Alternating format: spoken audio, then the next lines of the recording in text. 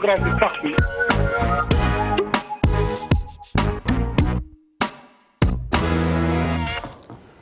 mbokk yi ànd ak ñun ci seen émission Faram Facce ak télévision Futur Média ñi ngi leen di nuyu ñi ngi dellu di bëgg di ànd ak yéen ci seen émission li ko tax a jóg mooy Faram Facce actualité politique fexe ba askan wi nga xam ni safoo nañu groupe Futur Média rawatina télévision Futur Média ci waxtu wi lu bëri ci actualité politique ñu Faram Facce ko gindi leen ci suñu waxtaan boo xam ni dañ koy seq ñaare ak suñu ay invité tey nag ñu tànn benn muy Babacar Justin Ndiaye bu ñu ko waxee yaakaar naa ne xel yu bëri dinañu dem ci xeltukat koo xam ni gëstukat la politologue la analyste politique la moom la ñuy recevoir tey mbokk yi ci seen émission Faram Facce li ko waral nag xam ngeen ni invité woon nañ ko fii mu war a toll ci daanaka ñaari weer su ma juumul ci la war a toll booba li ko waraloon mooy candidat yi nga xam ni toll nañ ci juróom kenn ku ci ne mu wax ñu profilam wax ñu yaakaar bu mu am ci moom ak naka la ko gisee ñu waxtaanee lu bëri ci wàccaayu élection yi loolu nag dafa am solo kon bu fekkente ni egsiwaat nañu ci jeexitalu yooyu élection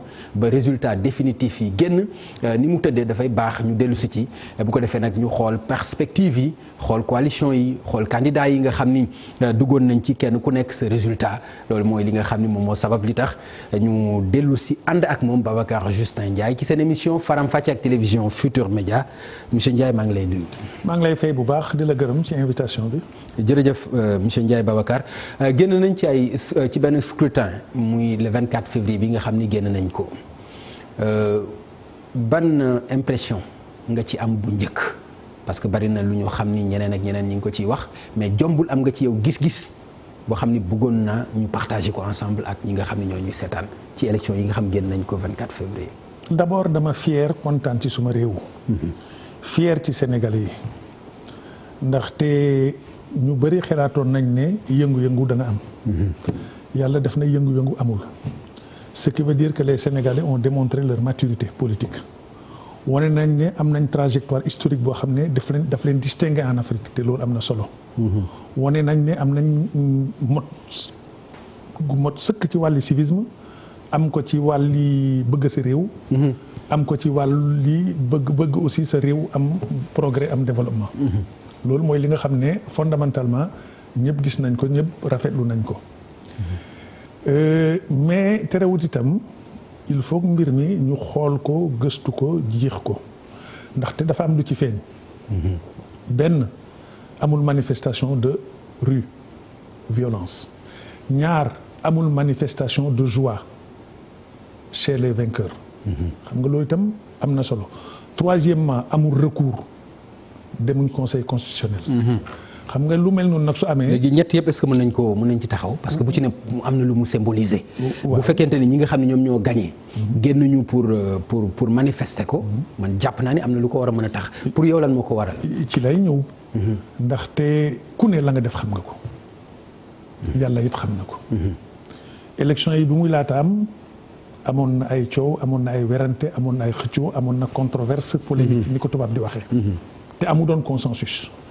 te parrainage bi itam indi woon na ay jafe-jafe ba ñëpp xalaat ne daal yëf yi dana ànd ak yëngu-yëngu rax ci dolli aussi bi élection yi pare comme ni ma ko waxee même avant élection yi pare am na ay baat yu daan jóg mënoon nay bañ a jóg sax mais jóg na ndaxte daan nga dégg président de la république di wax naan force reste la loi même loolu mënoon na cee bañ a yegg parce que jamono jooju il était candidat parmi les candidats.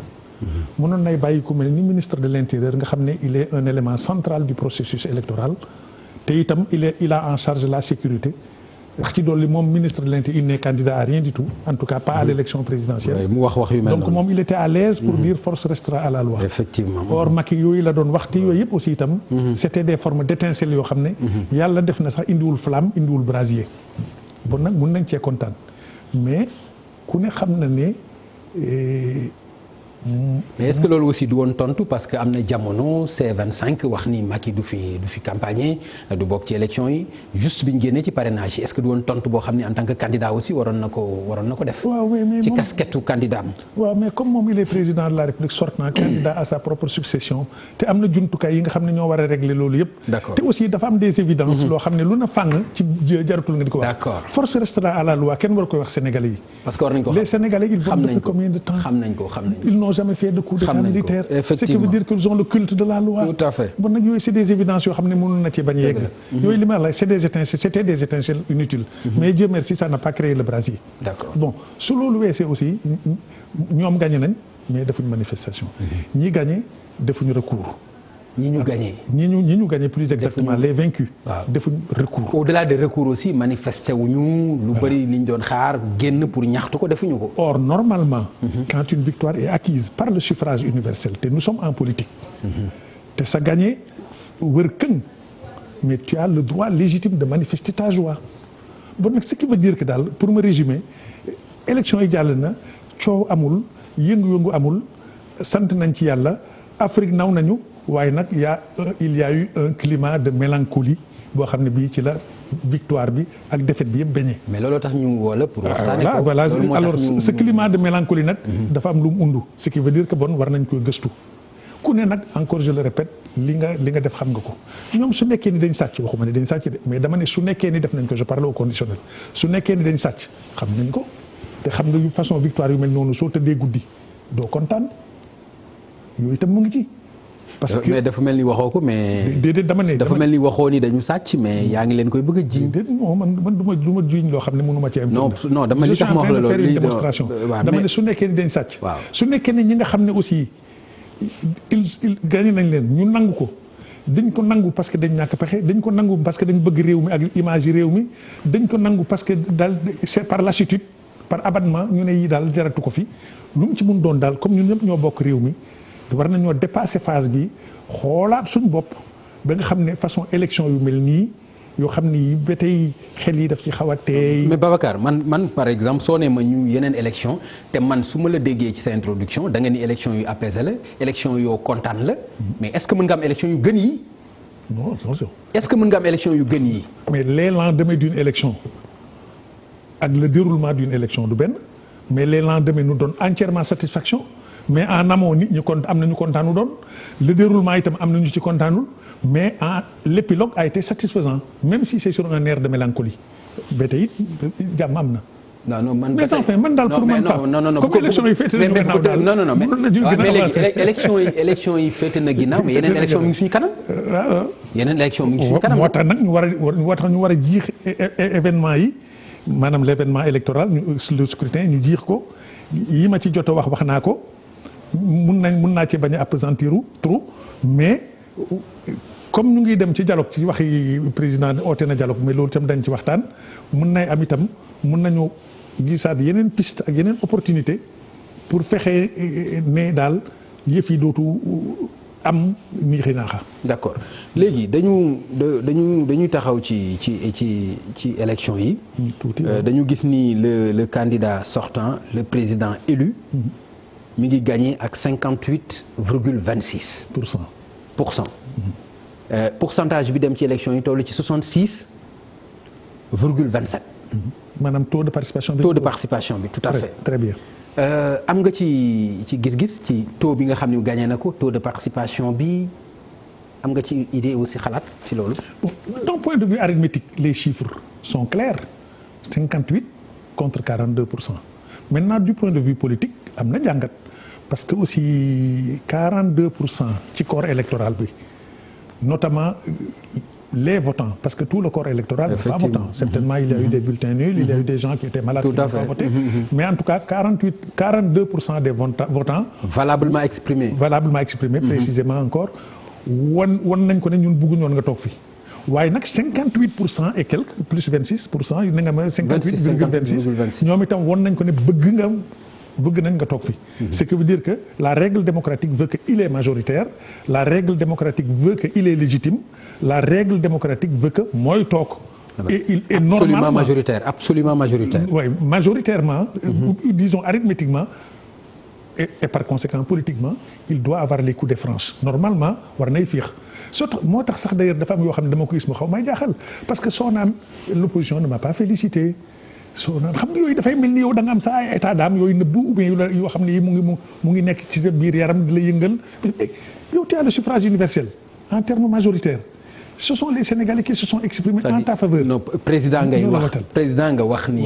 dégguñu par exemple mu wax loolu que ni l'opposition ne l'a pas. mais les gens du camp présidentiel ñooy wax loolu. waaw ñu naan on attend les félicitations de Idrissa Seck on attend les félicitations de Sonko. mais parce que dañ ko fi gisoon aussi. dañ ko gisoon entre Abdou Diouf ak Abdoulaye Wade dañ ko gisoon. dans le passé dañ ko gisoon dans le passé. loo xam ne aussi dañ ko gisoon dafay baax aussi dans le passé. voilà moo tax mooy li ma la wax moo tax ma ne il y a un épilogue sur un air de mélancolie maanaam génn nañ ci dara yënguwul dara tuuruwul waaye nag ba tey itam am na loo xam ne moo naj nit ñi une forme de crispation boo xam ne bii war nañ koy gëstu segg ko seetaat ko mais monsieur Ndiaye gëstu ko segg ko seetlu ko moo tax ñu bëgg ci waxtaan ak te dafa mel ni yow aussi dafa am loo ci bëggul aborder carrément non aussi dafay xaw a doy waar toujours junj nga ko ma bàyyi mais ñëwaat nañ ci vraiment su ma bëggoon nga développer ko waaw mais damay éviter aussi des affirmations péremptoires xam nga maanaam waaw wax yoo xam ne mënoo koy démontrer ci saa si parce que xam nga lii créer mélancolie ci nit dafa xóot bon li tax nit ñi mel ni seen sëddit dafa dee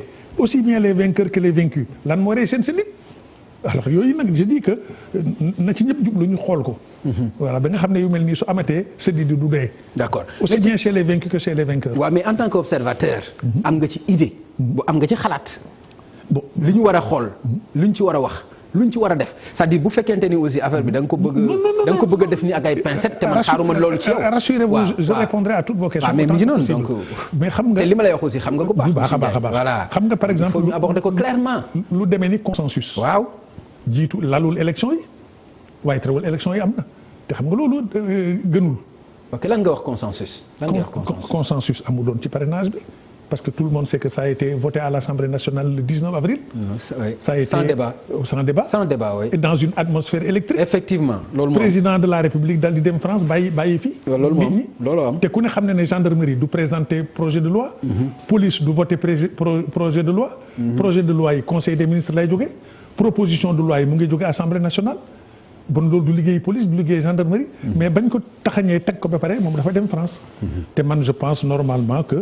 Le capitaine du bateau doit être debout sur le pont face à la tempête même quand la mer est démontée. D'accord. mais keroog dafa dem bon loolu yëpp wane na ne. bon consensus oui. bon loolu bon amul. bon alors te consensus nag mooy ndey mi liggéey parce que moo lal lépp. loolu dëgg la surtout que ñun dañ amoon un passé consensuel. effectivement. suñ passé consensuel mooy lan. mooy le code de 1992. Abdou Diouf waxoon ne c'est le meilleur code au monde. rax ci doole le Sénégal ñëpp waxtaanee ko mu ne du ci changer virgule. rax ci doole le Sénégal. c'est pourquoi l'appel au dialogue là est surréaliste parce que le Sénégal c'est une vieille terre de dialogue. dialogue bi du fi nouveauté ancienneté la fi. c'est une terre vieille et fertile en dialogue. le président Senghor c'était le pionnier de tous les dialogues. dialogue culturel dialogue religieux daf ko daan def ak dialogue politique. peut-être boobu gune ngeen mais am na benn woy bu ñu daan woy ñu naan Senghor ci boppam Senghor lañ daan wax Senghor dem na ba Canada dem na ba Amérique dem na ba France di dialogue mooy jàmmi réew. ah bien sûr loolu kay ñu ngi koy man mënu may Mada Thiam ko doon woy voilà Mada Thiam ak góor gi Bira Gueye. man mënu may je suis un mauvais chanteur. mais je restitue les paroles mais je n'entonne pas. ok bon alors xam nga ne bon loolu te loolu bañ ko wax boobu defe naa ñii fi toog di gouverner certains d'entre les ministres parmi les ministres ay élèves la ñu woon ou ay lycéens ou ay étudiants. bon nag xam nga bon dialogue du fii lu bees. mais li nga xam ne daf fi saxoon law fi yàgg fi nekk fi en permanence.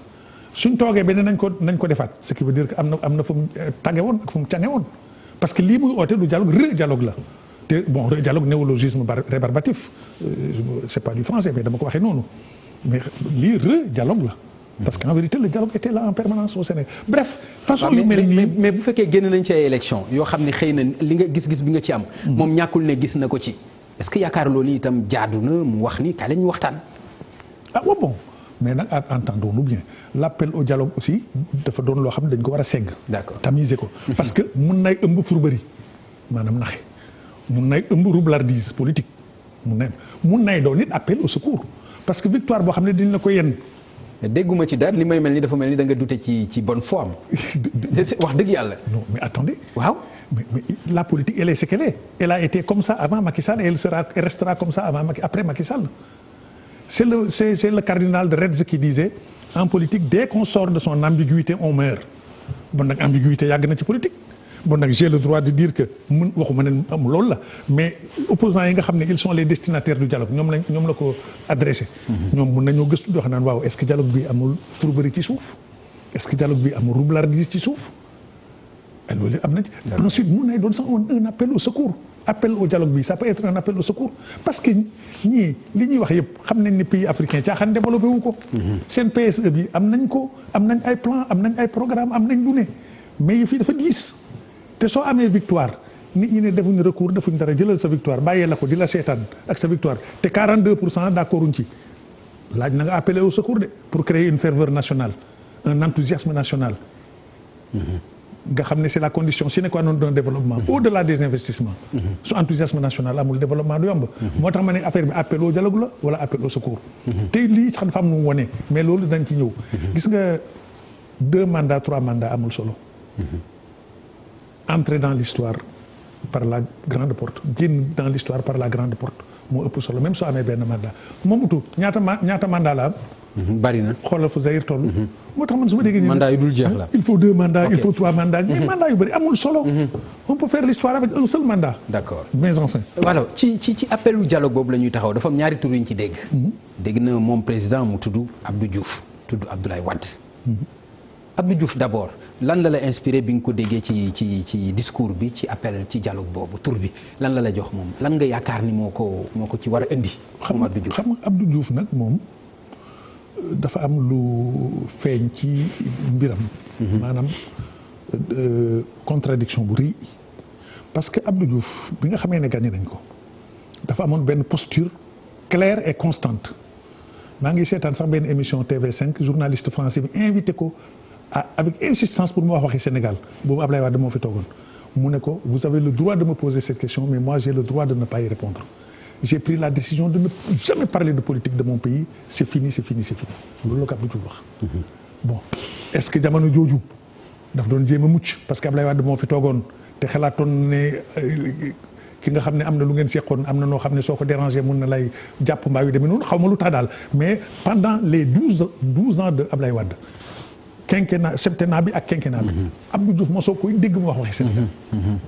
même pendant les grandes manifestations yi fi amoon 21 juin ba monde bi yëpp di def waxi Sénégal la une de toutes les télévisions interrogé nañ ko mais daf ne du ci wax tey du ci wax suba nee na moom xam nga lim ci tegoon je prie pour mon pays waaw léegi nag pourquoi mënul yem ci prier pour son pays léegi nag il vient parrainer un dialogue et encore xaw ma sax dana nangoom dee parce que invité nga nit ki taxul mu ñëw mais enfin dama ne daal la position la plus constante la plus cohérente moo di comme moom daf daan yem ci je prie pour mon pays. mais contradiction bi nga wax nii lan moo ko gën a justifier pour yow lan moo ko justifier. ku daan wax je prie pour mon pays. waaw léegi suñ ko ooyee ci dialogue su nekkee ni ñëw na ci ba duggaat ci politique bi xuus ci ma ne am na contradiction par rapport à ce qu'il avait dit waaye nag yeggaguñ foofu sauf que nag temps yi gis naa ko daal mu xaw a jege mag yi. yenn façon jege yoo xam ne. temps yi Ablaye Wade du ko daan def sax. temps yi Ablaye Wade gis ko ci réew mi sax moo njëkkoon a jàpp. ak rôle bu ñuy wax sax joué na ko ci l'affaire Khalifa Sall. waaw loolu barki démb la feeñ. ci journaux yi. pour vous dire que encore donc tu confortes mon analyse. bien sûr mais en fait. bu Ablaye Wade aussi dégg nga ci turam. Ablaye Wade moom dafa am lu leer moom Ablaye Wade moom dialogue bi amnistie Karim Wade moo ko ci intéressé. parce que yu mel nii su amee chacun arrive avec ses arrière-pensées et ses calculs. la preuve c'est que pendant la campagne électorale ñëw naa fi di wax ak yow. mais Ablaye Wade joxewul consigne de vote. Or ce silence de Ablaye Wade am na lu mu wone. wone na ne moom amnistie Karim Wade moo ko ëppal solo alternance à la tête du Sénégal. Ablaye Wade soo ko tegalee sur la balance alternance fii amnistie Karim Wade fii amnistie bi moo ko gënal alternance. il a fait son choix il fait de la politique. il identifie ses intérêts il les défend comme il veut. waaye loolu tam dañ koy wax lan moo ci intérêt am loolu lan nga jàpp ni moo ci. moom intérêt amnistie Karim Wade dellu si bokkaat ci yëf yi éventuellement mu doon président moom mu ngi ci loolu moo si cee jógee. waaw lan moo ci mën a nekk ëllëgu partem nag loolu aussi. ëllëgu partem mais heureusement sax ne nga partem parce que loolu itam ça pose un autre débat en Afrique parce que gis nga suñ parti yi daf dul parti suñ ko xoolee ba ci biir sauf le PS bi nga xam ne il a une autre histoire même su nekkee ni PS.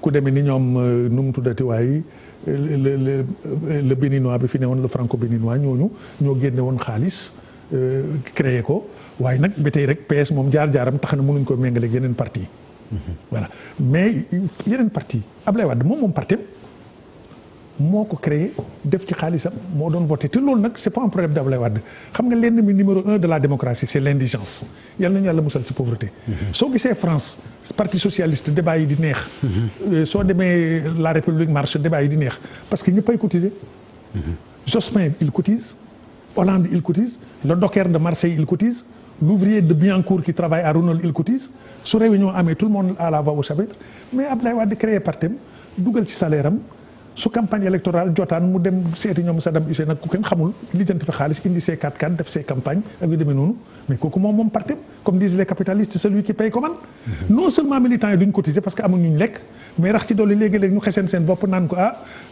monsieur le secrétaire général man de suma ordonnance bi bëgg naa koy jënd mais kooku su demee ba yéeg pouvoir du moom partem walbati ko ba mu toogee itam ku ne ñamal na la ñii am 10 ans de ministre ñii am 5 ans de ministre Ablaye Wade moom dans sa logique et dans sa tête le parti c'est son patrimoine te su paree daf ko jox doomam te it soo analyser comme ni ma ko defee léegi il n'a pas tort à 100% parce que c'est lui qui paye commande et c'est lui qui payait à l'époque. mais est-ce que bu koy jox doomam dina ko jox lu am valeur. waaw bon loolu nag loolu xam nga nag attention lu am valeur permanemment amul.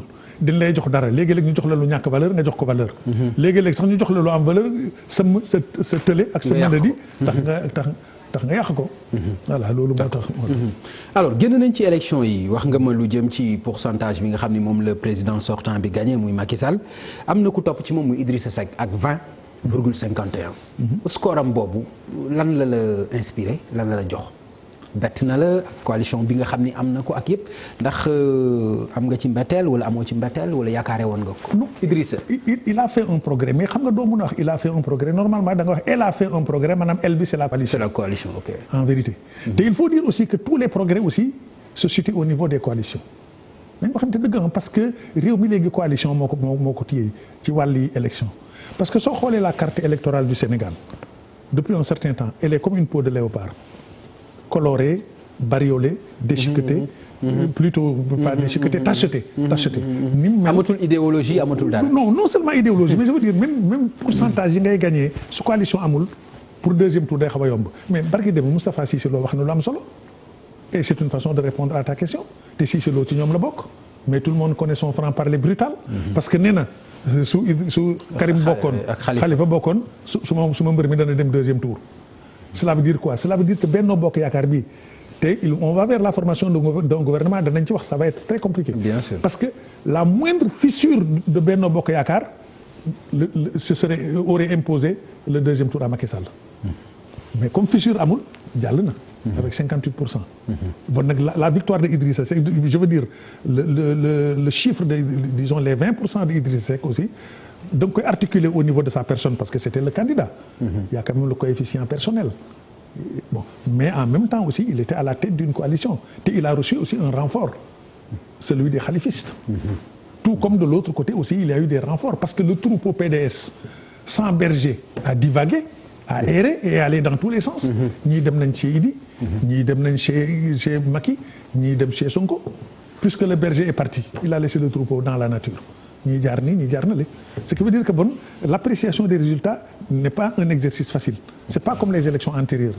bii moo xaw a gën a compliqué. d'accord mais nga baal ma ñu delluwaat tuuti ginnaaw avant may continuer waat ak yeneen candidats yi. ndax da nga jàpp ni ci taxawaay bi Abdoulaye Wade taxaw ci élection yi ñu génn. ndax xalaatoo plutôt qu'Alpha Condé am na rôle bu mu ci joué parce que gis nañ président ci veille bi mu dem Guinée mu ñëwaat. xalaat nga di am na rôle bu mu ci joué wala lan moo waral loolu nga xam ne gis nga ko fi. xam nga Ablaye Wade c'est un stratège politique. c'est même un génie politique. ñu dem aussi ba tudd ci François Hollande. waaw en Guinée. xam nga nag génie politique aussi comme ni ñu koy waxee les génies commettent des erreurs géniales. terewul léegi rek mu daanu ba xalangu. day juum waaye nag génie politique la ak loo ko bañ. alors il a peaufiné sa stratégie il l'a fignolé ñëw na bu ñëwee dafa yëngal. aéroport a commencé yëngal. élection du fi am nañ leen taal bulletin yi nañ leen def nii mais loolu ça fait c'est la guerre psychologique il fallait que mu gësam le pouvoir guerre psychologique te yàlla it may ko loo xam ne itam kenn mënu ko koy bañal maanaam charisme inoxydable boo xam ne du rouillé mukk Ablaye Wade Macky Sall daane na ko ba jaaxaanal ko à 65%. waaye waxtu dikkee fii rek gis nga niraan gi ni ko marée humaine bi koy topp. charisme boobu am na ko te aussi il en use comme un élément de stratégie. amul benn rôle bu ci Alpha Condé joué. maa ngi ñëw. ba mu yëngalee ba yëngal nag. alors comme fuural na alors il va sans dire que les pays voisins et peut-être même loolu est-ce que sax loolu doon plan parce que man tout ça s'est passé au moment où Hollande était à Bamako yàggul tuuti mu jógee Bamako dem Conakry Ablaye Wade agsi yëngal ñu oo ko bon mun nay doon hasard mais mun nay doon aussi scénario mais dans tous les cas de figure man keroog ba ma koy analyser dans mon laser dama ne l'ouragan Ablaye Wade a été transformé en alizé électoral par Alpha Condé bon nag gis nga ko ouragan la bëggoon a def Alpha Condé naxanteeg moom ba mu doon brise léegi amatul ouragan brise la ñu ngi ci brise bi nag. waaw mais loolu bu ko Alpha Condé defee dafay mel ni daf koy def ci faveur Macky Sall te ñu bëri dañ jàpp ni relation moom Condé ak Macky demeewul noonu aussi. waaw yow ma ne la Alpha Condé dimbal boppam lay dimbal de parce que moom it il veut faire sauter le verrou pour def 3 mandats bon nag su defee lu baax lii ëllëg ki si biir suy def loola muy def tooxi doon na réewam ñun ñu xaw cee maandu mbaa ñu jàppale ko. c'est du donnant donnant. moom dafa bëgg a def 3e mandat. bon te dégg naa sax ñu ne dana ñëw ci 4 avril bi. dama ko dégg óoraguma. alors yooyu yëpp xam nga ce qui veut dire que bon on est en train de rabibocher. ñu ngi defar ak defaraat. alors gannaaw ki nga xam ne mooy Idrissa Seck ak 20,51% Ousmane Sonko moo ci topp 15,67 moom bett na la bettu la résultat bi nga xam ni am na ko. Ousmane Sonko au début kenn mënu doon a parier ci moom parce que bi ñu génnee ci législative yi gis nga lim am. mais loolu sax c'était déjà un élément indicateur mais bi yëf yi daw ñii di ko attaqué am na lu ma la waxoon fii ma ne la c'est le prince du succès son succès est magique c'est comme de la magie bon loolu nag dafa doon loo xam ne lii kenn mu koy weddil te aussi xam nga moom dafay jël thème yoo xam ne dans nos pays pauvres dans nos pays en crise dans nos pays où les perspectives de la jeunesse sont presque nulles. mais waxoon nga aussi que maladresse moom moo jël waaw maa ngi ci ñëw moom voilà. mais attention. ces maladresses là aussi sont des facteurs de succès parce que loolu mu wax ci CFA bi pour gouverner d'un point de vue stratégique ça peut être une maladresse waaye nag d'un point de vue populiste moo neex askan wi gisoon na ci nit ñi saware kontaan ci notamment la jeunesse et dans tous les pays du monde la jeunesse moom elle est portée sur la révolte jeunesse moom elle est toujours comme ça alors de telle sorte que moom nag. le réceptacle de son discours c'est la jeunesse c'est la raison pour laquelle aussi mu am adhésion boobu. voilà te aussi xam nga il a été aussi éjecté de façon brutale maanaam dañ ko dàq victime il a joué aussi sur le clavier de la victimisation. bon yooyu yëpp li fi na ci boole ko aussi itam dafa bokk région boo xam ne bii dañ amoon soif de leadership. te itam Ablaye Baldé ba nga xam ne. moom lañ jëloon def ko maire walbateku def au crépuscule mu dem transhumance. dem ca Macky alors yëpp ce sont des facteurs qui ont joué en faveur de Sonko. d'accord c'est un cocktail de facteurs. léegi lan la ko mën a yan avantage la ko mën a jóge ci avenir am c'est-à-dire bon su nekkee ni parce que nag quinquennat yàgg na yàggul. pendant les 5 ans là s'il a un bon collège de conseillers une posture très mesurée très responsable et très séduisante. te du def maladresse yu bëri ba 5 ans yi jàll mais nag 5 ans yoo xam ne itam da ngay net te doo juum dafa jafe. mais su nekkee ni daal il a la posture adéquate ba 5 ans yi jàll moom c'est l'homme de demain. ensuite le temps n'est pas son ennemi le temps est son ami et son allié parce que moom. bien sûr. voilà loolu moom dëgg la au-delà de 2024. voilà 2035 2000 autre chose moom day dëgg. c'est un acteur futur un grand acteur futur. de la vie politique du Sénégal. alors ci loolu sax dafay tax ñuy xool kan mooy leader de l'opposition ñii ñi ngi wax PDS ñii Idrissa am na sax ñu tudd Ousmane Sonko ndax résultat bi nga xam ni am na ko ak te boo xoolee coalition daanaka ci coalition yi gën a tuuti la bokk coalition Idrissa Seck mën na ko ñett wala ñeent. ndax tey boo doon xool kan moo war a topp ci Macky Sall kan nga jàpp ni moom la war a doon pour. man je crois que le chef de file de l'opposition normalement war na am ay critères yu ko encadré. ñi créé loolu de war nañoo def critères yu ko encadré critère bi nag ça peut être arithmétique maanaam résultats électoraux. ça peut être non dañu def ni par exemple ñii dañuy wax ni la présence à l'Assemblée nationale wala député ak lu demee noonu moo tax ma ne loolu ñoom ñi nga xam ne parce que loolu mënut a am te gouvernement bi amu ci baat parce que c'est le gouvernement qui je veux dire la majorité. parce que l'opposition rek mënut a tam loolu sotti majorité bi tam am na lu mu ciy dox pour mu sotti. majorité bi nag critères yi moom moo koy définir mais débat boobu sax daf ma niroog débat boo xam ne bii daanaka c'est surréaliste parce que opposition bii ma gis en tout cas les deux chefs de file ku demee ni Idrissa Seck ak ku demee ni Sonko ñoom posture bi ma gis ñu yor defe naa ne loolu sax intéressé wu leen. parce que ñoom itam nanguwuñ ñu di leen jox benn os bu ñuy rongé maanaam benn xaj bu la romb nga sànni ko morso yàpp ñoom noonu lañ koy gisee ñu mu di ci mooy di kii ñoom dafa mel ni loolu pour ñoom ki demul recours xam nga ne du toog di xuloo chef de file de l'opposition statut d'accord ki waroon na dem recours demu ko xam nga ne bon kooku moom lu bëri du ko xëccoo lu bëri raxasu na ci waaw mais bu ma la déggee aussi mooy ki demul recours du xëccoo file de l'opposition mais kon mën nañu yaakaar ni aussi loxo bi leen président Sall tàllal jàppaloo ni ñoom mën nañ ci répondre ci loolu. ah man de xam nga ni Sonko moom tontu na xaw ma nag boutade la xaw ma dëgg la ci moom mais tubaab ne na la boutade xam nga li ne ci boutade moom. bon c'est le prolongement de la pensée sérieuse par la plaisanterie. le prolongement de la pensée sérieuse par la plaisanterie. maanaam da ngay fo mais waxaale ci dëgg. bon nag man Sonko su ko Macky Sall gisee ca dialogue ba Bob Marley la gis xam nga tey Bob Marley dee na bu yàgg. xam nga ne bon du dem.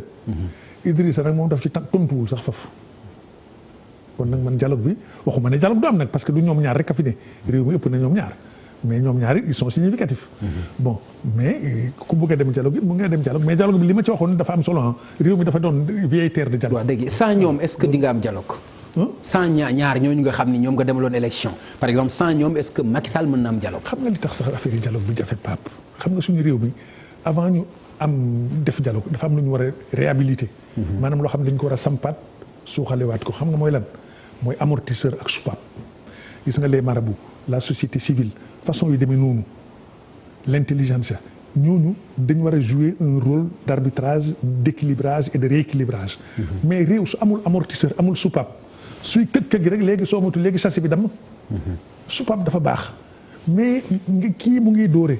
nga di ko seetaan muy nàcc muy dóor nga di ko seetaan muy dóor nga di ko seetaan ba dóor yi passé léegi ñu ne le temps l'heure du dialogue a sonné nga ne waaw yéen nag yéen ñi ñu doon dóor bàyyi leen lii lépp ngeen baale ndax réew mi ñoo ko bokk te réew moo ëpp lii te bi ñu leen di duma ñi leen ngi seetaan il faut que ñu réhabiliter les soupapes et les amortisseurs te loolu marabout yi la ak société civile. mais gisuloo ni ñoom ñu ngi def seen rôle. société civile marabout yi société civile amoon na fi mais gannaaw bi Macky daf ci démonter lu bari yóbbu ko au réfectoire du palais xam nga nag boobu société civile l'intelligentsia Macky démonter na ci lu bari yóbbu réfectoire du palais alors léegi nag gis nga di fi ne. alors léegi nag soupape amatul marabout yi la yàlla xam doy na. par exemple je vais te donner un détail sur Tivaouane quand Ablaye Wade est allé à Touba il a été accueilli par le marabout wax na lu ne. mais déggoo marabout bi teg ci baat de. nekk na fa di critiquer Macky mais marabout bi dafa noppi. ba mu paree mu ne ko jërëjëf ñaanal ko mu dem. waa Tivaouane recevoir wuñ ko. te pourtant Cheikh Tidiane Sy bi mu amee problème métti boog Senghor yóbbu ko ci yoon ba denc ko ci kaso bi. Ablaye Wade moo jël robe avocat bi défendre Cheikh Tidiane Sy. ne serait-ce que pour loolu la mémoire de la famille devrait inciter à ce que ñu recevoir ko moom. Ablaye Wade ça ne veut pas dire que da nga koy encourager ci saaga yi muy saaga Macky de mais nga recevoir ko rek déglu ko mu jug dem parce que am na lu mu liggéeyoon ci famille bi Ablaye Wade loo ko bañ am na lu mu fi def lu rëy ba Senghor jàppee Mamadou Dia moom ak Robert Badinter ñoo nekkoon les avocats de Mamadou Dia bañ jàppee Cheikh Tidiane moom moo dem devant le tribunal de Senghor défendre Cheikh Tidiane Sy te jamono jooju le barreau était blanc bari wu doon noir à part ñoom maître Ogo Kane ak ñoom Ablaye Wade ak Lamine Gueye bari wu doon tubaab yi fi bari woon benn tubaab ñemewul a dem défendre Cheikh Tidiane Sy Ablaye Wade rek moo ko défendre moom rek moo ko défendre ne serait-ce que pour ça kooku su fëggee bunt ba ñu ubbil ko mu ñu ne ko si jaaleel su jaalee après mu dem yoonam mais enfin pour vous dire que amortisseurs yi moo fi manqué soupape yi moo fi manqué dañu war a am soupape mooy li ñuy wax régulateurs sociaux voilà dañu war a am voilà alors PUR 4,7 ñoom loolu la ñu am ci élection yi nga xam ne la ñu génn yaakaar nga loolu victoire la exploit la wala lan la pour yow. xam nga PUR nee naa la fii daayira la parti la milice non armée la le PUR est atypique moom beneen affaire la mais il a un bassin électoral stable maanaam les talibés. mais score bi amoo ci déception bii nii yaakaaroon nga ni dina gën a évoluer que ça. itam lii bu ko xeeb de nga ne rappelle-moi sax nga ne ñaata la. 4,7. waaw mais 4,7 attention tuutiwul de te terewul def bul fàtte ne amoon na aussi am na ay député. mais nag élection présidentielle ak élection législative dañuy roowul. waaye dans tous les cas de figure c'est un parti qui force le respect de. pur man dama ko respecté de. parce que nag ndar xëyul sotti de. d'accord mais gisal nga leen benn ay lendemain ëllëg yu baax yu clair ci politique pure. oui vous savez Raymond Aron daan na wax ne en politique on est à la fois savant et ignorant mënu may tëb rek jox la réponse carrée mais li wërte wër daal moo di ñu ngi ci te ni ma leen xamee ils ont la ténacité duñ bàyyi te sax xam nga Serigne Moustapha Sy même sur le politique sax son engagement est ancien moom c'est un homme d'engagement un homme de combat. bon nag kooku moom te ku yàgg ci teen bi baag fekk la ci. 1,48 Madické Niang. oui waaw moom gisaloon nga ko score bu ëpp loolu wala bu ko gën a tuuti.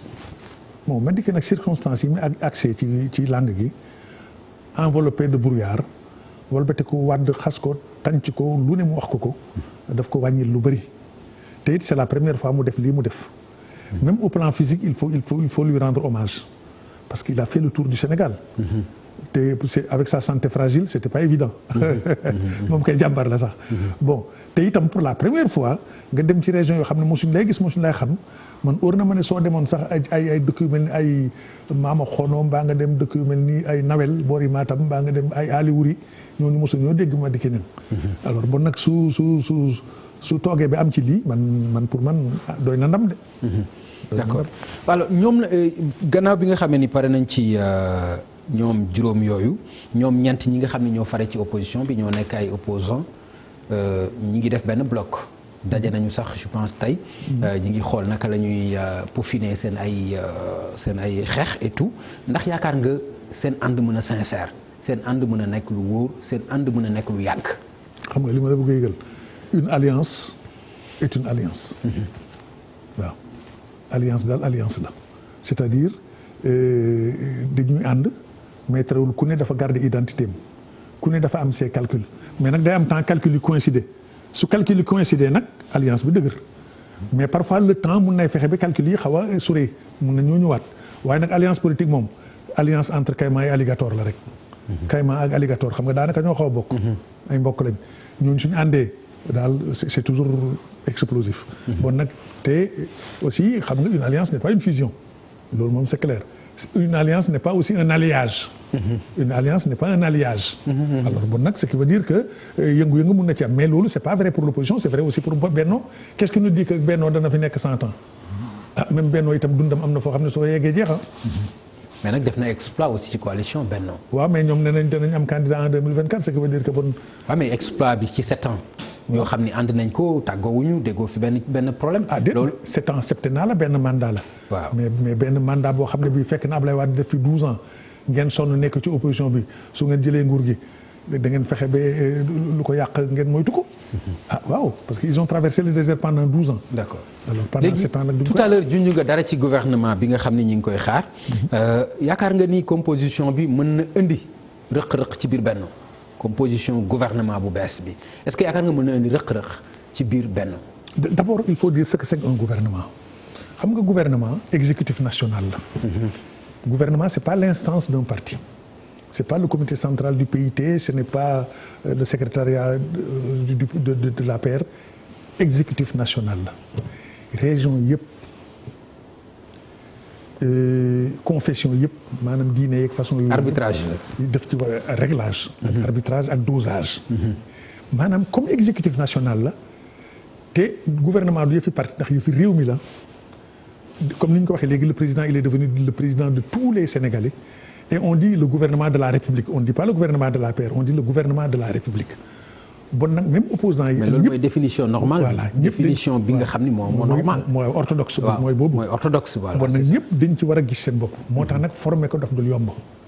te dans un pays sous-développé mun nañu am ne soxla nañ compétence d'accord mais nag la compétence ak l'expertise doivent être à la remorque de la légitimité. politique. waaw parce que légitimité nag moo fi teg nit. oui. école nationale des présidents amul. On a l'école des ingénieurs. On a l'école de la magistrature. On a l'école des douanes l'école de la police. mais école président boo xam ne da ngay génn rek am sa brevet doon président amul. nit ñay rang di voter ba timis ñu compter ñu ne yow la. yow nag mun ngay doon un boucher. mun ngay doon un bouvier jaaykat yi nag ba sàmmkat yi nag lu la neex doon. nga doon ba nag école nationale des présidents amul. école nationale des ministres aussi amul. la confiance du président la compétence et les circonstances les 3C ñoom ñuy jouer waaye nag dosage bi moom am na minimum mooy ci hiérarchie quand même am na minimum aussi. ci ministre mën na bañ a am ci président mais ci ministre aussi. waaw mais loolu c'est des hiérarchies protocolaires et des hiérarchies qui sont souvent en rapport avec les ministères. ak moralité aussi. waaw ak de souveraineté ak ministère bon mais enfin li ma bëgg a wax daal moo di il faut que mu demee noonu léegi ñi gagné itam doo leen mun a teg fële parce que am na région yu gagné am na région yu gagné wul. bon am na région yoo xam ne itam soo gisee gagné wuñ loolu parenthèse la xoolal le cas de Thiès Idrissa Seck gagné na leen démb gagné leen barki démb gagné leen tey c'est parce que Thiès nag dafa amul leadership d'envergure maanaam koo xam ne kii il est de la trempe de Idrissa Seck ak de son calibre ka fa nekk maire benn protéger Idrissa Seck la woon. te bëgg-bëgg ak Idrissa Seck volonté moo tax ko def maire waay. sinon Thiès nga xam ne ay figure emblématique rek ñoo fa mos doon ne. ku demee ni Jean Collin nekk na fa. ku demee ni Ousmane Ngom nekkoon na fa. ku demee ni Ibrahima Sarr le syndicaliste nekkoon na fa ñoom ay Nina Fall xam nga Thiès dafa nekk dëkk boo xam ne bii déjà créé woon na problème à Ablaye Wade diggante bi mu amee jafe-jafe ak Idrissa Seck. moo tax man dama xalaatoon ne Macky Sall bi mu toogee waroon nay renforcer Thiès d'une façon telle que. mais yaakaar loolu ni def na ko. le leadership. ah mais peut-être les moyens financiers je ne sais pas parce que ça peut m'échapper. mais le leadership fait défaut par rapport à Idrissa Seck. ci autant de directeurs généraux maanaam daal y a un déséquilibre entre Idi ak ña fay yëngu. ci gàttal daal. d'accord ci leneen loo xam ne bëgg naa ñu ñëw ci muy ëllëgu parti socialiste. dégg nga ñi nga xam ne ñenn ci ñoom di wax mën nañu am candidat lan la mën a jur ci biir coalition bi. ëllëgu parti socialiste pour yow. xam nga le parti socialiste dafa nekk parti boo xam ne dafa am ay racines. parce que nee naa la parti socialiste mu ngi jógee ci BDS. gannaaw bi bu BDS def fusion ak SFIO ñu nekk UPS. gannaaw bi Senghor buggee dugg international socialiste ñu def ko PS. xam nga bon parti socialiste moom dafa am jaar-jaar am trajectoire historique. te dafa am racine. te am na ñoo xam ne parti bi lañ gëm par de la Tanor par de la Serigne Mbaye Thiam par de la Wilane par de la Khalifa Sall ñoom parti bi lañ gëm bon nag parti boobu moom pour man parti bu fi sax la te nar fee yàgg lool.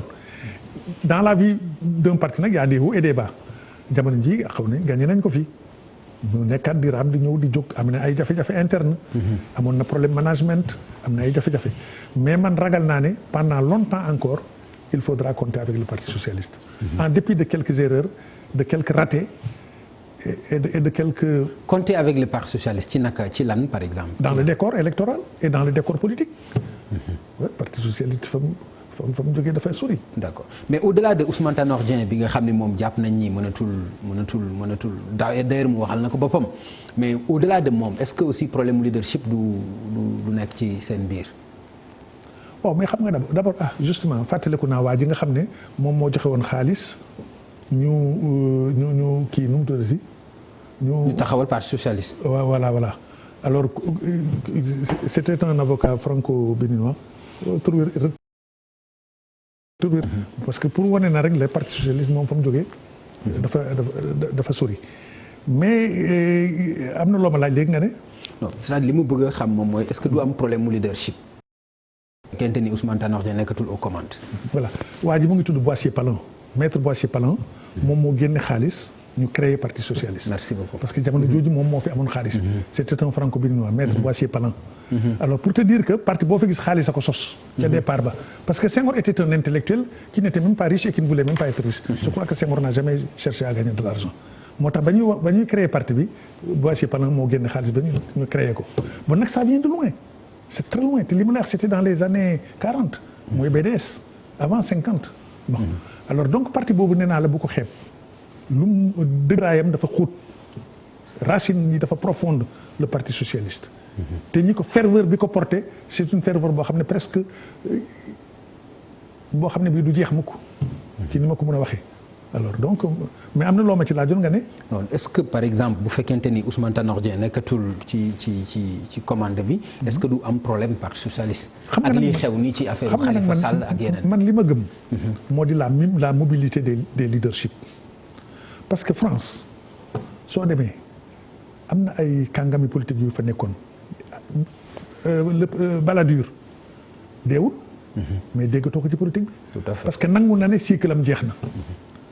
Hollande deewul mais gis nga ko te il était président sortant mais bi mu xoolee yëf yi xam ne mënut a dem te bëgg na parti bi dem ndax moom amul solo parti bi am solo dafa effacé wu Macron ñëw. effectivement mu jàppale ko loxo. soo demee aussi partout foo dem rek en France dans les grands partis lu gën bëri dafa am au bout d'un certain temps le leadership s'efface donc il faut une certaine mobilité du leadership. Voilà loolu nag c'est pas crypto personnel hein. Ce que je dis là c'est pas contre Tanor ou pour Tanor. Est-ce que loolu c'est sénégalais. ah mais nag nous devons y arriver. parce que gisuñu ko aussi. mais il y va de la vitalité de notre démocratie parce que mënuñoo continuer aussi comme ça. Il faut qu'il y ait une mobilité dictée par les circonstances. Par exemple soo nekkee candidat à une élection présidentielle une fois jàllul deux fois jàllul nga effacé wu. bàyyi keneen mu ñëw. L'essentiel nag na parti bi triompher. parce que vous avez des convictions. Or si vos convictions triomphent mais c'est comme si tu as triomphé personnellement. ci yoon noonu la de parce que man daal France ba tey am na ñoo xam ne deewuñ mais déggatoo leen ci politique bi. te pourtant ñu ngay dund. d'accord lan mooy est-ce que li nga discours bi nga def ci parti socialiste c'est vrai dina xaw compliqué peut-être loolu jarul sax xëy na ñu koy wax mais AFP. ndax gisal nga ko moom itam par taxawaay boo xam ne war na mën a tax ñu bàyyi ko xel. xam nga nag entre nous même AFP soo ko tuddee daanaka PS nga tudd. parce que ñooñu ñëpp c'est des fragments détachés du PS. Ce sont des excroissances du PS. mooy RTS bu Robert Sagna ki façon yooyu le parti de Souti Touré yooyu yëpp ce sont des socialistes convaincus ay jafe-jafe rek a leen fa jëlee mais koo ci xaar xol bi rek socialisme nga ciy fekk. C'est ça qui est un peu dommage. Voilà parce que AFP pour man mais Moustapha Niasse il a été secrétaire politique du bureau politique du PS. Il était l'un des pivots du PS sous Senghor et même un peu après Senghor. parce que kooku su leen damay changer sigle bi rek la changé mais Niasse est socialiste jusqu'à la moelle épinière. Socialiste la. du dañ dootu dañ c'est trop tard. D'accord bon alliés yi en général est-ce que gis nga ni am nañ ba tey taxawaay bu am doole ak victoire bi nga xam ne am nañ ko ak ëllëgu aussi coalition bi lan nga yaakaar ni moo war a mën a nekk taxawaayu alliés yi ak lan moo war a nekk seen avenir aussi seen ëllëg. non seen ëllëg nag moom mu ngi takku ci évolution pays bi. parce que aussi s'il y a des secousses dans le pays. waxuma sax secousse genre insurrection yooyu je ne pense pas à des choses comme ça mais xam nga jafe-jafe économique mën nay am. alors crise mën nay am yu demee noonu. ba nga xam ne lecture yi ko alliés yi def du doon benn il peut y avoir des divergences de lecture. bon ànd boo gis daal mën nay jeex ci nii mën nay yàggaat ba ca kanam. bon nag yooyu moom il est très difficile de préjuger ce qui va se passer. d'accord voilà président ñi ngi koy xaar nag ci discours am ak prestation de serment. bëri na ay président ay invité yoo xam ne ñu ngi leen di xaar ci discours bi lan nga ci gën a xaar lan nga ci gën a yaakaar. donc xam nga nag kii discours d'investiture la du discours de fin d'année du discours du 4 avril. D'accord. Discours d'investiture encore que le 4 avril soreetul ce qui veut dire que normalement on aura droit à 2 discours ci yoon te diggante bi soriwul lool bon mais enfin xam nga moom moo gagné. moo xam li mu ressentir mieux que moi mieux que vous. bon moo xam li mu considéré comme urgence dans son agenda. donc defe naa c'est autour de ça qu'il va articuler son discours. D'accord. Mais yow bokkuloo ci ñi yaakaar ni dafa war a wax lu leer ci 3e mandat bi ñu koy jiiñ yaakaar ni war na ko mën a briguer en 2024 yaakaar loo ni loolu war na ko wax mu féete boor. waaw c'est une occasion idéale parce que cérémonie boobu aussi qu'on le veuille ou non c'est une cérémonie éminemment institutionnelle. Donc le mandat soriwul. mais man ci mandat bi dafa am lu ma la ci bëgg a wax. lu am solo ci man à mon niveau. parce que dégg naa ci wax yu bari. ok xam nga d'abord il faut ñu xam ce que c'est que le droit. C'est élémentaire. mais constitution bi binduñ ko ci saraxule binduñ ko ci pël binduñ ko ci njaago dañ ko bind dans une langue d'emprunt langue étrangère lañ ko bind. même suñ droit bi lu demee ni code civil napoléonien bi. suñu droit bi le gros de notre droit. am na nag yu ñu ci dugal qui relève de la coutume de nos mœurs ak yooyu parce que le droit c'est costaud mais le gros l'ossature de notre droit soo ko xoolee ba ci biir c'est arrivé dans les fourgons du colonialisme. mais loolu c'est notre histoire on l'assume waaw mais langue étrangère lañ ko bindee te langue étrangère ñun balañ koy jege day fekk ñu doon mag man mon premier contact avec l'alphabet français fekk na moo doon grand gaillard j'avais 7 ans xale yi sax am nañ chance léegi parce que ils font la maternelle les français ñoom depuis le biberon ils baragouinent le français ñun nag da ngay nekk ba doon ponkal nga soog a prendre contact avec l'alphabet. commencé ko ci ABC. bon nag pour man. sooy bind constitution. nu mu gën a leeree rek du ko yàq. bien entendu une constitution ne peut pas comporter 230 articles c'est pas un livre. Une constitution ne peut pas être aussi un tas de précision de reprécision loolu yëpp xam naa ko. parce que am na nu ñu koy bindee am na nu lifin notre constitution defe naa ça comporte 12 chapitres et 103 articles si ma mémoire est fiable 12 chapitres ak 103 articles bon liñ ci war a wax yëpp wax nañ ko ci surtout à partir de 2016 moo di la réforme là mais dañ ne nul ne peut faire plus de 2 mandats consécutifs. Ils n'ont même pas dit successif, ils ont dit consécutif. C'est encore précis. Parce que successif sax mun na am écart. Mais consécutif nag xam nga ko. Voilà donc foofu c'est limpide. Mais fi coow li ne moo di le mandat. Plus précisément le sexe du mandat. Le sexe. Le sexe du mandat maanaam septennat la wala quinquennat la. Pour le sexe entre guillemets du mandat. Voilà foofu coow mun na fee am. Parce que fa nga bindee ne nul ne peut faire plus de 2 mandats. Consécutif.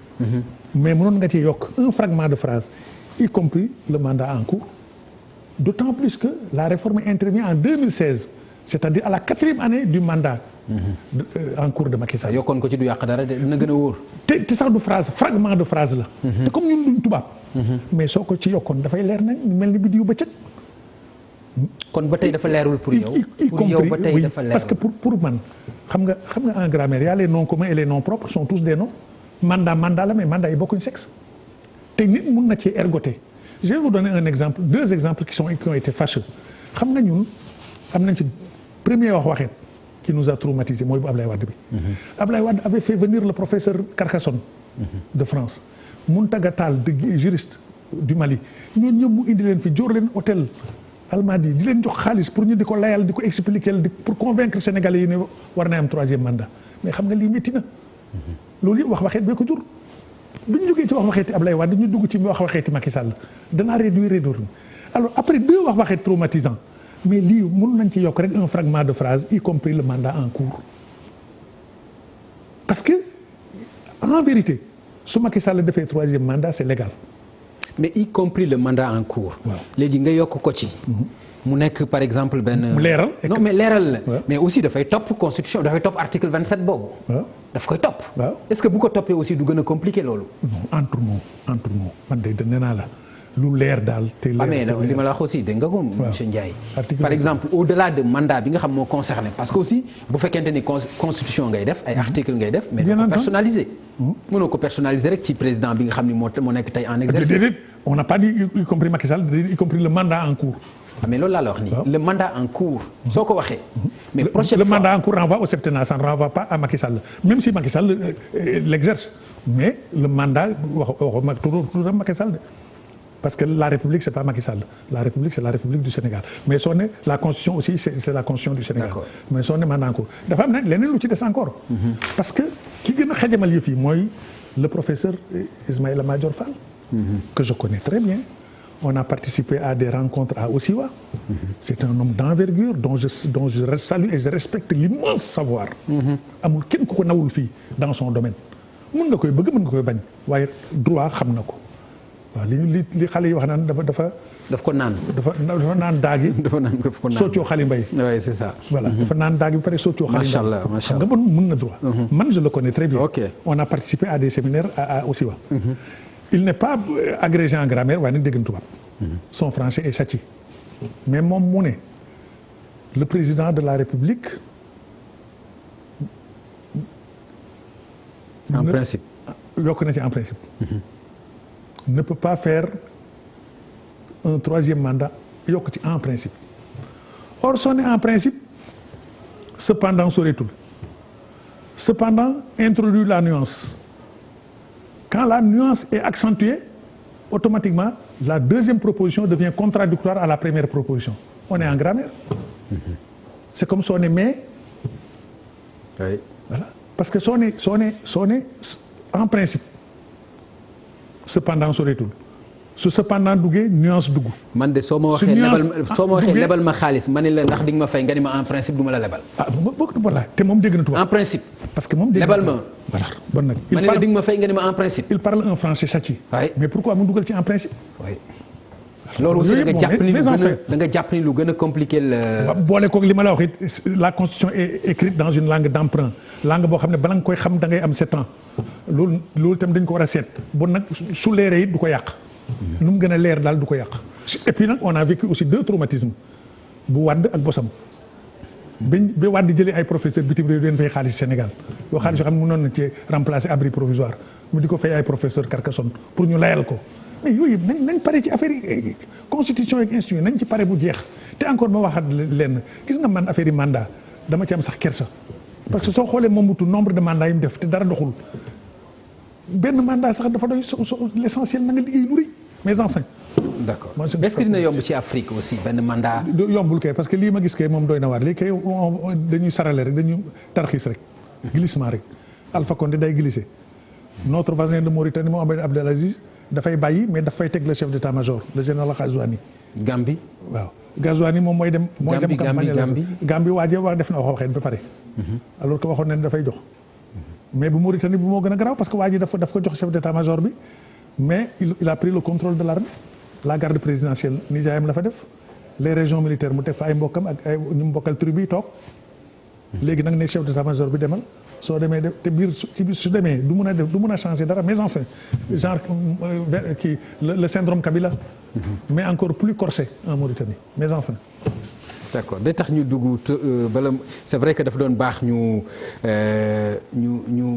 dafay baax ñu dem ñu des Afrique notamment à Mali parce que dama bëggoon ñu aborder mbiru Algérie mais bala ma ciy ñëw li nga xam ne moo xew ci suñu dëkkandoo yi nga gis lu tiis. dal ci ñenn ñi nga xam ni ay pël lañu ci benn ngoon rek ci benn bis lu toll ci 100 ak fanweer ñu boom leen boom bu ñaaw ñu dégg démb itam ñeneen ñi nga xam ne la ñu jàpp ni ñoom ñoo ko def am fu ñu dem pour fayu loolu nga xam ni xew na Mali te mu mel ni itam lu fa xaw a yàgg la parce que boobaak léegi ñi ngi koy dégg ñii di ko jiiñ ñi ay rivalité la ci yenn waaso ak yooyu ñi yaakaar ni mbiru terroriste la ban xalaat nga am ci loolu nga xam ni xew na fa. xam nga Mali sax c'est complexe suñ ko fi naroon waxtaane Mali dafa laaj colloque sax pour épuiser le sujet mais en résumé pour wax li nga xam ne moo intéressé téléspectateurs yi pour nous parce que le dossier est complexe il est d'une grande épaisseur mais liberté or moo di Mali dafa am des agendas cachés ña fa ne ñëpp MINUSMA Barkhane G5 Sahel yëpp ku ne ak sa agenda. te ci biir agenda yi am na des sous-agenda moo jur lii lépp parce que man daal li ma gis moo di la France est intervenue au Mali. Elle a pris le contrôle de Kidal. te loolu yàgg na aussi. waaw te juru fa lu bari aussi. ci njëriñ te ba mu ko jëlee aussi. ba mu ko jëlee aussi. nanguwul armée malienne dugg fa. ce qui veut dire que y a un début de démantèlement de désintégration du Mali. appelons les choses comme elles sont. loolu mu ngi fa. te Maliens yi bien entendu par patriotisme par nationalisme par fierté et aussi par vérité et par raison duñ nangu aussi ñu amputer seen territoire. léegi nag su nekkee ni jël nga la nord téye ko. muy Kidal bëgg nga koy digérer ci jàmm.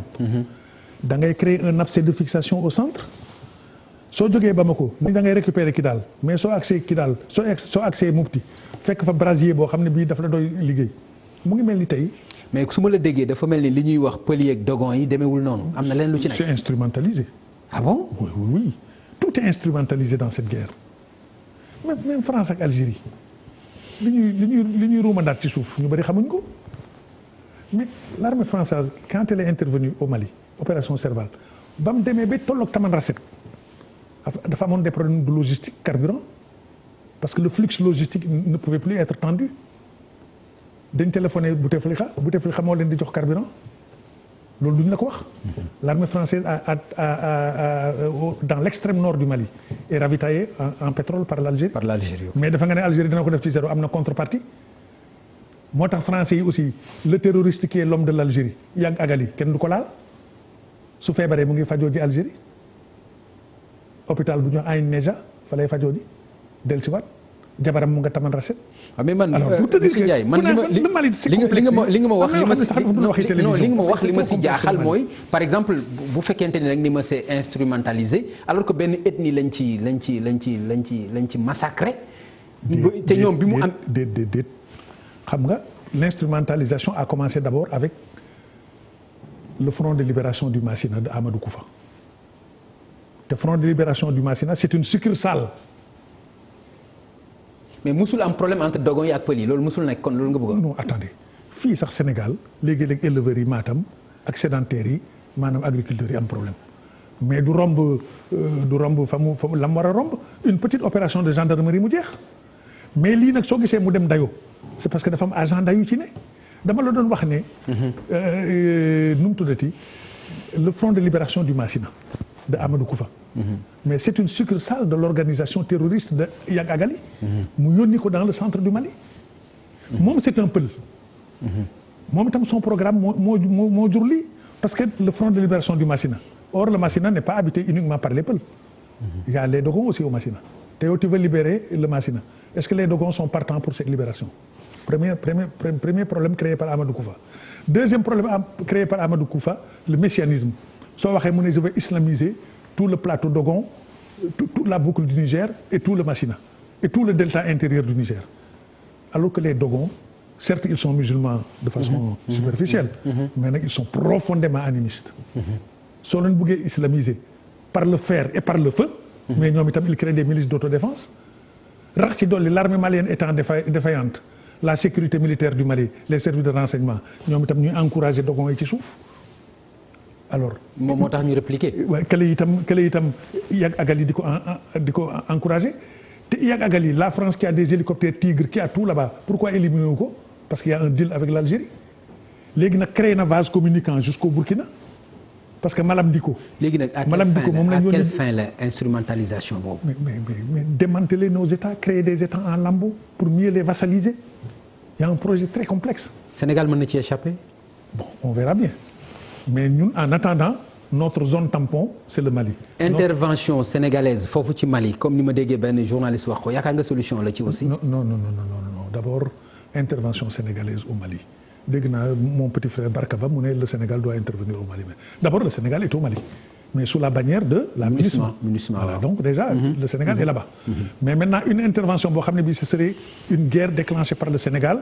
dans le but d'appuyer ou d'épauler l'armée malienne là c'est très complexe. pourquoi dafa yombul parce que gis nga guerre Clausewitz mu ne benn borom xam-xam bu dëkkoon Prusse l'actuelle Allemagne grossièrement ne na pour gagner une guerre le gouvernement fixe les objectifs l'armée combat la population s'enthousiasme mais fixer les objectifs au Mali tey demal wax Macky Sall jox ko cahier jox ko papier jox ko bic ne ko fixer des objectifs d'une intervention au Mali mais c'est la chose la plus difficile annexer le Mali 1,250,000 km².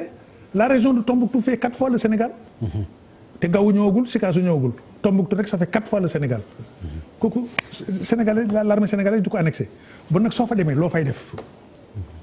l'armée moom elle est disponible elle se battra mais maintenant la population sénégalaise qui fournit les soldats qui vont mourir est-ce qu'elle va s'enthousiasmer xam nga li Sénégal war a def moo di tey. te loolu defe naa ils travaillent sur ces plans-là. c'est peut-être dans leur carton. des stratégies sénégalais. su nekkee ni le régime de Bamako s'écroule on peut intervenir pour prendre le contrôle de Manantali. parce que c'est un barrage qui nous est vital et que nous avons cofinancé avec le Mali et la Mauritanie.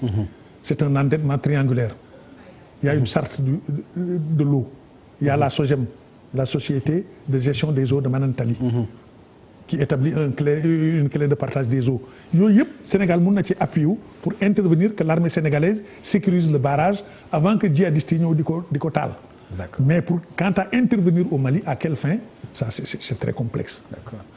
voilà bu ñu jógee waaye nag aussi je comprends aussi li Barka wax parce que comme on est dans un pays bu doy waar parce que ku bëggoon a dem Yémen xanaa war ngay mën a dem Mali.